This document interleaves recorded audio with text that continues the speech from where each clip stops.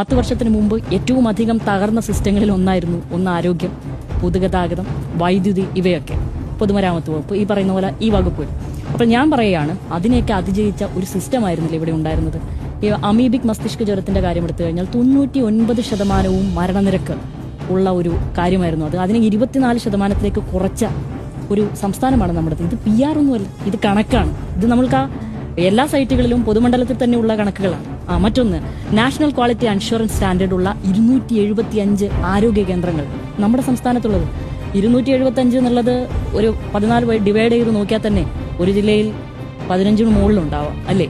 അപ്പോൾ അത്രയും വിശ്വസ്തമായ ചില സ്ഥാപനങ്ങൾ നമുക്കിടയിൽ ഉണ്ട് എന്നുള്ളതാണ് പറയുന്നത്. പിന്നെ സർക്കാർ ആശുപത്രിയിൽ ഹൃദയമാറ്റ ശസ്ത്രക്രിയ പോലുള്ള വളരെ സങ്കീർണമായ കാര്യങ്ങൾ നമ്മുടെ സർക്കാർ ആശുപത്രിയിൽ സംഭവിക്കുന്നു എന്നുള്ളത് ഒരു വേള അവിശ്വസനീയമാണ്. പക്ഷെ അത് യാഥാർത്ഥ്യമാണ്. ഇവിടെ അങ്ങനെ സംഭവിച്ചു കഴിഞ്ഞിരിക്കുന്നു.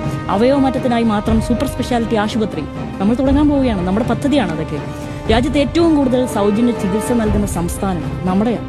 അത് ഈ പറയുന്ന പോലെ നമ്മുടെ ഹെൽത്ത് മിനിസ്ട്രിയുടെ സൈറ്റിൽ പോയി നോക്കിയാൽ തന്നെ അതിനുള്ളിലുണ്ട്. ഇതൊക്കെ ആർക്കും വായിച്ചെടുക്കാവുന്ന കാര്യമാണ്.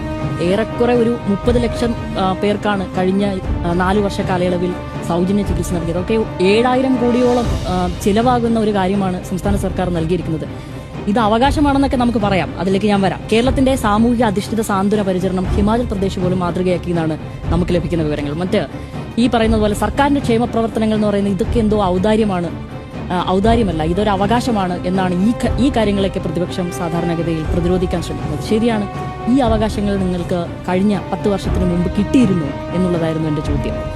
എനിക്ക് തോന്നുന്നു ഏറെക്കുറെ ഈ അവകാശങ്ങളിൽ പലതും ആ സമയത്ത് കിട്ടിയിരുന്നില്ല. ഇത് അവകാശമാണെങ്കിലും ഈ അവകാശങ്ങൾ എത്തിക്കാൻ ഒരു സിസ്റ്റം ഇവിടെ വേണ്ടേ?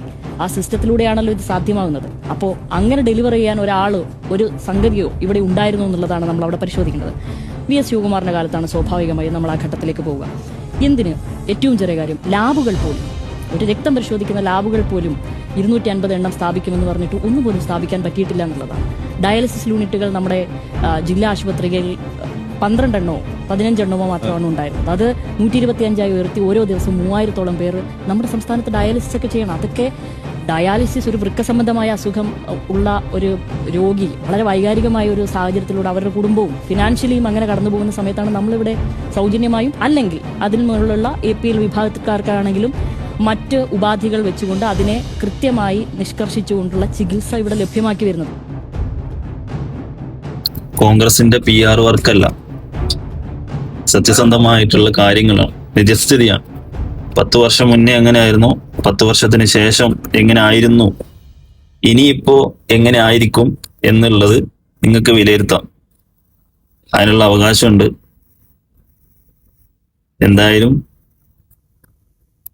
പിണറായി വിജയനായിരുന്നു നല്ലതെന്ന് നിങ്ങൾ ഓരോരുത്തരും പറയുന്ന ഒരു സമയം, ഒരു കാലം അത് വിദൂരമല്ല.